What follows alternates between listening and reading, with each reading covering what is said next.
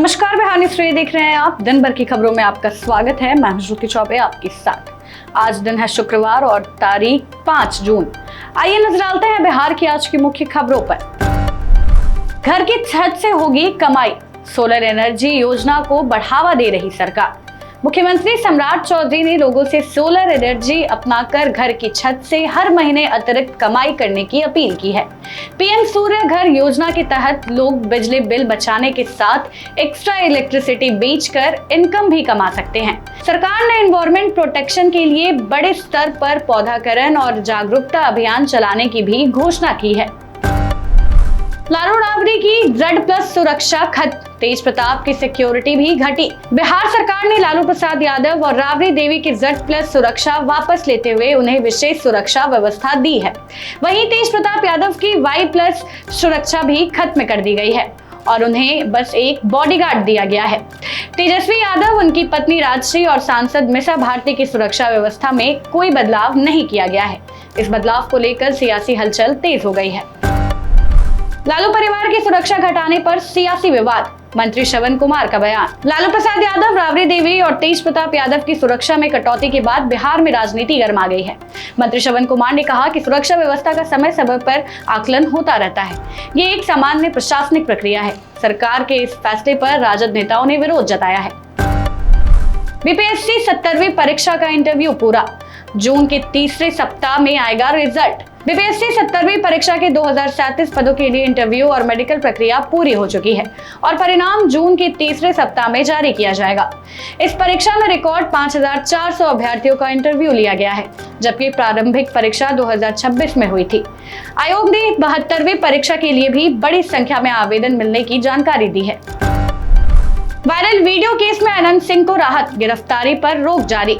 गोपालगंज के Simrao viral video मामले में मोकामा विधायक अनंत सिंह और सिंगर गुंजन सिंह को कोर्ट से बड़ी राहत मिली है।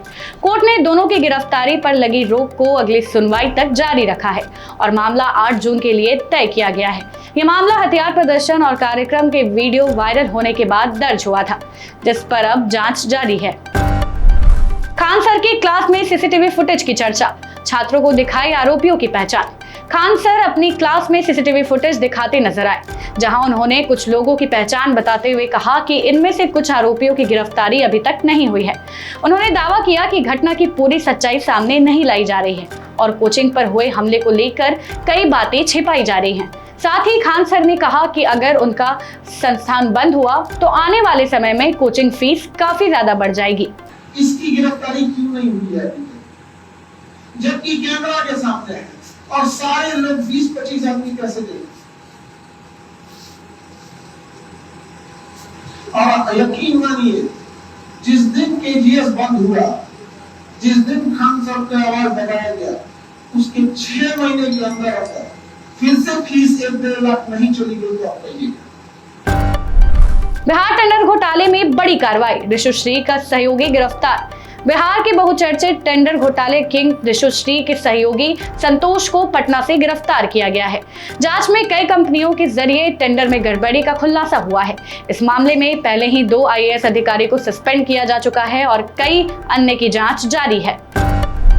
राजगीर स्पोर्ट्स अकादमी में 17 पदों पर भर्ती, आज से शुरू हुआ आवेदन। राजगीर स्थित खेलो India state centre of excellence में 17 पदों पर कॉन्ट्रैक्ट आधारित भर्ती निकाली गई है। इच्छुक उम्मीदवार 5 जून से ऑनलाइन आवेदन कर सकते हैं। आवेदन की जांच और इंटरव्यू के बाद चयनित अभ्यर्थियों की नियुक्ति की जाएगी। बिहार में पीएचडी के एडमिशन नियम बदले, अब नेट JRF स्कोर से मिलेगा दाखिला। बिहार की यूनिवर्सिटी में पीएचडी एंट्रेंस एग्जाम रद्द कर दी गई है। अब दाखिला UGC नेट JRF स्कोर के आधार पर होगा। जिन यूनिवर्सिटी में परीक्षा हो चुकी है वहां कोर्स वर्क जारी रहेगा और बाकी जगहों पर प्रक्रिया रोक दी गई है। आवेदन शुल्क अभ्यर्थियों को वापस किया जाएगा। पटना में खान सर पर FIR, फायरिंग केस में पुलिस की बड़ी कार्रवाई। पटना के कदमकुआ थाना में खान सर पर FIR दर्ज की गई है और पुलिस उनकी गिरफ्तारी के लिए छापेमारी कर रही है। वायरल वीडियो में उनके बॉडीगार्ड को फायरिंग करते हुए दिखाया गया है, जिसके बाद 2 गार्ड गिरफ्तार हो चुके हैं। पुलिस मामले की जांच कर रही है और पहले भी इस घटना में कुछ लोगों को गिरफ्तार किया जा चुका है। पटना यूनिवर्सिटी में एडमिशन का आखिरी मौका आज, 10 जुलाई से शुरू होगा नया सत्र। पटना यूनिवर्सिटी में यूजी नामांकन के लिए आवेदन की अंतिम तिथि आज है। मेरिट के आधार पर एडमिशन होगा, जबकि रेगुलर यूजी और पीजी कोर्सेज में प्रवेश परीक्षा नहीं ली जाएगी। विश्वविद्यालय का नया शैक्षणिक सत्र 10 जुलाई से शुरू होगा। COSB पीजी एडमिशन 2026 की आवेदन तिथि बढ़ी, अब 8 जून तक मौका। गया स्थित दक्षिण बिहार केंद्रीय विश्वविद्यालय यानी COSB ने पीजी एडमिशन 2026 के लिए आवेदन की अंतिम तिथि बढ़ाकर 8 जून कर दी है। विश्वविद्यालय में 29 कोर्स की 1238 सीटों पर दाखिला होगा और 9 जून को फॉर्म सुधार की सुविधा भी मिलेगी। यह फैसला छात्रों की सुविधा को ध्यान में रखकर लिया गया है। PPU में बनेगा काउंसलिंग सेल। पटना की PPU ने छात्रों के मानसिक स्वास्थ्य और भावनात्मक संतुलन को बेहतर करने के लिए सभी कॉलेजों में काउंसलिंग सेल बनाने का फैसला लिया है। इससे छात्रों को तनाव और मानसिक समस्याओं में मदद मिलेगी और उनका समग्र विकास होगा। पटना में 30 होटल और 30 अस्पताल सील होंगे। फायर सेफ्टी पर बड़ा एक्शन। पटना में फायर सेफ्टी नियमों की अनदेखी करने वाले 30 होटल और 30 अस्पतालों को सील करने की तैयारी है। निरीक्षण में कई संस्थानों में आग से बचाव की जरूरी इंतजाम नहीं पाए गए हैं।